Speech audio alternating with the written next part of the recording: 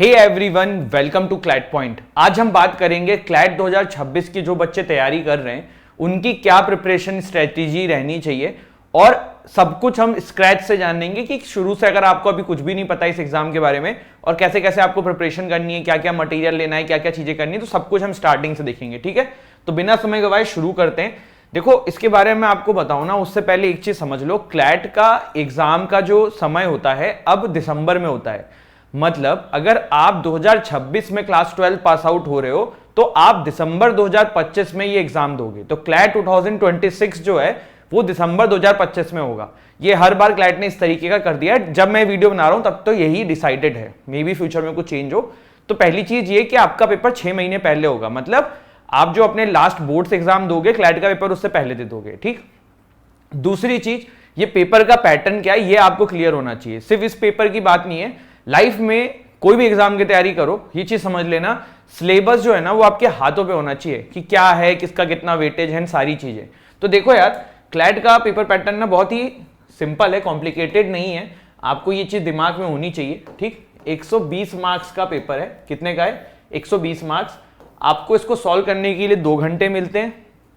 गलत करने पे 1/4 नेगेटिव है, सही करने पे 1/1 नंबर पॉजिटिव है। ठीक है, समझ में आया? बहुत ही सिंपल है। सब्जेक्ट कौन कौन से आते हैं? इंग्लिश आती है, करंट अफेयर आता है, लीगल रीजनिंग आती है, लॉजिकल रीजनिंग आती है, क्वांटिटेटिव टेक्निक्स आती है। लॉजिकल रीजनिंग में ब्लड रिलेशन, सिलोगिज्म, इस तरीके के टॉपिक नहीं आते हैं। क्रिटिकल रीजनिंग आती है जो पैसेज बेस्ड रीजनिंग होती है, जैसे स्टेटमेंट, कंक्लूजन और इस तरीके की चीजों को इंटरप्रिटेट करना, वो वाले क्वेश्चंस आते हैं, तो वो ध्यान रखना। ठीक है, तो ये बेसिक चीज है। ठीक, अब हम सब्जेक्ट वाइज भी आगे बढ़ेंगे, बट पहले बेसिक मैंने आपको इसका बता दिया है। और अगर आप क्लैट 2026 का एग्जाम देना चाहते हैं जिसका पेपर दिसंबर 2025 में है, क्लैट पॉइंट का प्रहार बैच शुरू हो चुका है। हर महीने में हम 3 बैच लॉन्च करते हैं। तो प्रहार बैच का भी बैच नंबर 6 जो है वो नेक्स्ट वीक से शुरू होने वाला है। और ऐसे ही आप हर महीने जब भी आप हमें कांटेक्ट करेंगे तो जो भी रिसेंट बैच होगा उसमें आपको ज्वाइन करवा देंगे। प्रहार बैच का जो कॉस्ट है वो है 39,999। 2 साल का कोर्स आपको सिर्फ और सिर्फ 39,999 रुपए में मिलेगा। EMI का ऑप्शन है, लाइव क्लासेस हैं, पर्सनल मेंटरशिप है, आपके घर पे बुक्स भेजेंगे, मॉक्स आपको मिलने वाले हैं, everything you needed to crack this exam, सब कुछ मिलने वाला है। तो get yourself enrolled in it. Application को डाउनलोड करो, डेमो क्लासेस भी हैं, आप वहां से देख के अच्छा लगता है तो एनरोल कर सकते हो। टीम का कॉन्टैक्ट नंबर भी डिस्क्रिप्शन में दिया हुआ है, वहां से भी आप इसकी जानकारी ले सकते हैं। अब हम बात करते हैं सब्जेक्ट वाइज। ठीक है, बुक्स सब्जेक्ट वाइज देखेंगे। तो सबसे पहले मैं करंट अफेयर की बात करता हूं। देखो, करंट अफेयर के लिए अपने आप को बहुत कॉम्प्लिकेट मत करना, कोई भी एक करंट अफेयर की मैगजीन जो है वो ले लेना। ठीक है, अब जैसे कि क्लैट पॉइंट की राइज मैगजीन है, आप वो पढ़ सकते हो। ठीक है, द राइज, या फिर आप किसी और कोचिंग की कोई और मैगजीन देख सकते हो, या फिर आप एक जनरल मैगजीन जैसे कि प्रतियोगिता दर्पण या ये सब देख सकते हो। ठीक है, तो करंट अफेयर के लिए ये मोर देन इनफ है। प्लस द हिंदू न्यूज़पेपर आप 30 से 40 मिनट डेली रीड करिए, इससे आपकी इंग्लिश भी इंप्रूव होगी, जो कि रीडिंग कॉम्प्रहेंशन, क्रिटिकल रीजनिंग में हेल्प करेगी, प्लस आपका करंट अफेयर का पोर्शन भी होगा। लेकिन 30-40 मिनट से ज्यादा मत पढ़ना। ठीक, दूसरा हम बात करते हैं लीगल रीजनिंग का। देखो, क्लैट का पेपर ना लीगल रीजनिंग में अब टॉर्ट, कॉन्ट्रैक्ट, IPC, इन सब पे ऐसे क्वेश्चन नहीं पूछता है कि आपसे कुछ क्वेश्चन पूछ ले, सेक्शन बताओ, ये बताओ, नहीं। रीजनिंग बेस्ड है, पैसेज आते हैं लंबे से लीगल के, उस पे इंटरप्रिटेट करके आपको सॉल्यूशन निकालना होता है। तो बेसिक अंडरस्टैंडिंग ऑफ लॉ के टर्म्स आपको होनी चाहिए, basic tort, basic contract, basic criminal. इसके अलावा आपको ज्यादा प्रैक्टिस करनी है। क्या करनी है? प्रैक्टिस। जितने ज्यादा से ज्यादा क्वेश्चंस इनके लगाओगे उतना आपका फायदा होगा। अब प्रैक्टिस कहां से करें? तो अगर आप जैसे क्लैट पॉइंट में इनरोल हो या किसी और कोचिंग में इनरोल हो तो वहां से आपको शीट्स मिलती हैं, जैसे हम बुक्स भेजते हैं, वो कर सकते हो। या फिर मार्केट में आप अमेजॉन पे जाओ, क्लैट लीगल रीजनिंग लिखो और कोई सी बुक मंगा लो। एक चीज ध्यान रखना, बहुत सारे लोग आज भी क्लैट की लीगल रीजनिंग की पुराने पैटर्न पे क्वेश्चंस दे रहे हैं जो पहले आते थे। अब वैसा नहीं आता है, पैसेज बेस्ड आता है। तो ये जरूर रिव्यूज में देख लेना कि भैया उसमें उन्होंने पैसेज बेस्ड क्वेश्चन डाले हैं कि नहीं डाले हैं। ठीक है, तीसरी चीज हम बात करते हैं क्वांट। देखो, क्वांट जो है ना क्लैट के पेपर में एक बहुत ही आप कह सकते हो अंडरडॉग सब्जेक्ट है। इसको ना लोग सीरियस नहीं लेते हैं, लेकिन यही पूरा गेम चेंजर होता है। जैसे कि अगर मैं आपके सामने एग्जांपल रखूं क्लैट 2024 का, इसमें हुआ क्या, इसमें करंट अफेयर का पोर्शन इतना इजी आ गया कि क्वांट में जिसने अच्छा स्कोर किया ना वहीं से पूरी मेरिट बनी। 10 नंबर की क्वांट आती है और इजी पीजी आती है। क्वांट में अब आपसे ट्रिग्नोमेट्री, इंटीग्रेशन ये सब नहीं पूछते हैं।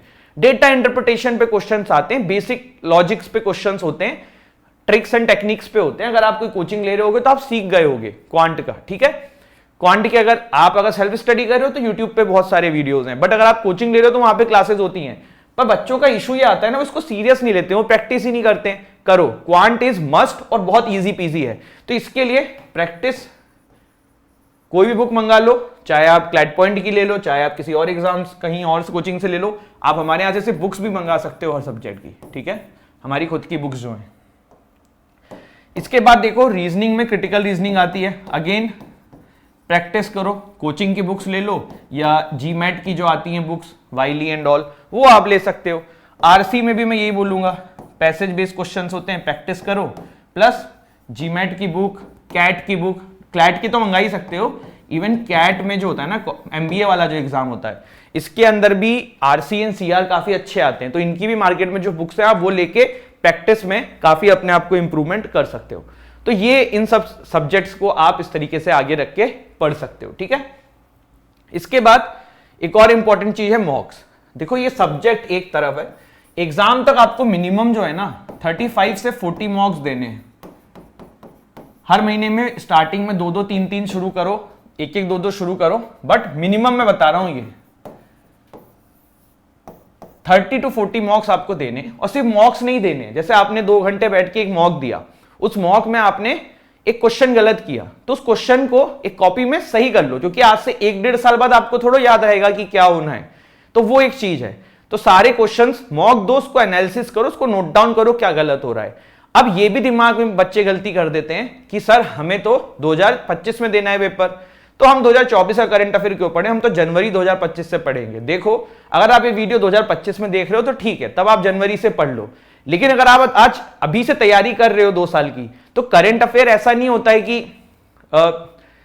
सारे टॉपिक्स ऐसे नहीं होते हैं कि आप मतलब नए ही होते हैं। जैसे कि ईरान न्यूक्लियर डील है, वो 2016 से ही न्यूज में है और हर साल न्यूज में रहती है।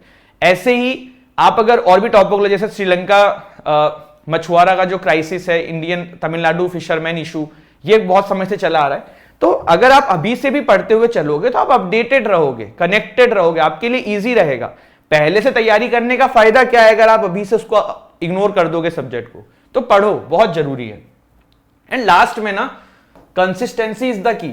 बी लाइक ना number 7, be like MS Dhoni साहब।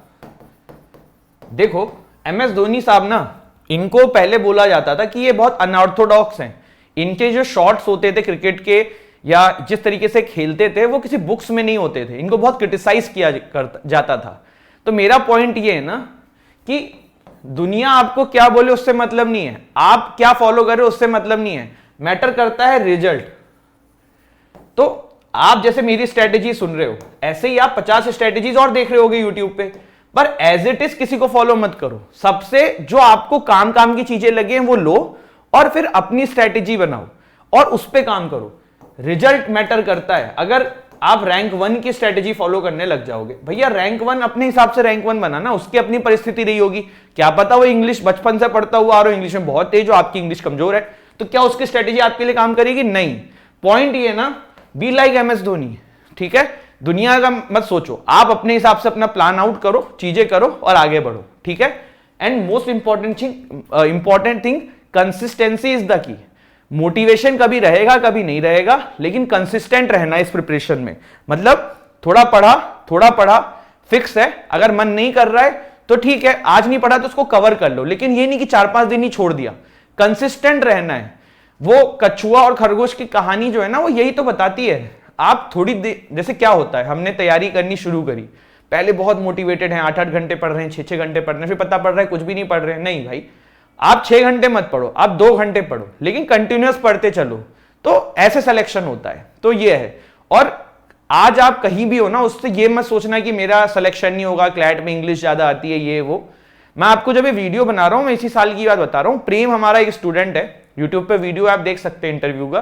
वो झारखंड के एक छोटे से गांव से था वो बच्चा, उसका इस बार 92 मार्क्स आया क्लैट में, and he got NLSIU। Point ये है ना, ये डिपेंड नहीं करता है कि आप कहां पे हो, क्या हो, कैसे हो, किस परिस्थिति में रहो। अगर आप बहुत अच्छे स्कूल से हो, इंग्लिश में अच्छे हो, तो बहुत अच्छी बात है, आप तब भी क्रैक कर सकते हो। अगर आपकी इंग्लिश अभी अच्छी नहीं है तो आप अभी भी कर सकते हो। पॉइंट ये कि आपको अपने ऊपर कॉन्फिडेंट रहना होगा और अपने गुरु की बात सुननी होगी, जो भी आपके गुरु हैं, जो भी आपकी कोचिंग है, जो भी आपके मेंटोर हैं। क्लैट पॉइंट है तो आप हमारी सुन सकते हैं। जैसे प्रेम का वीडियो देखिएगा, उसने बोला है, मैं अपने मन से नहीं बोल रहा हूं, कि उसने चीजें फॉलो करी जो मैंने बताया, जो हमारे टीचर्स ने बताया, तो रिजल्ट आया ना। पॉइंट ये है कि कहां पे हो उससे मतलब नहीं है, क्या बनोगे उससे मतलब है। ठीक है, मंजिलें मिलेंगी भटकते ही सही, गुमराह तो वो है जो घर से निकले ही नहीं। तो पॉइंट ये कि पहले कदम बढ़ाओ, मेहनत करो, सफलता तो मिलेगी। ठीक है, this is it, thank you so much. And if you like our video, don't forget to like share subscribe the channel. Also अगर क्लैट 2026 की तैयारी कर रहे हो तो आप बुक्स, मॉक्स, क्लासेस, कोर्स सब कुछ हमारे यहां से परचेस कर सकते हो। डिस्क्रिप्शन में लिंक है, do visit it. Thank you so much, जय हिंद।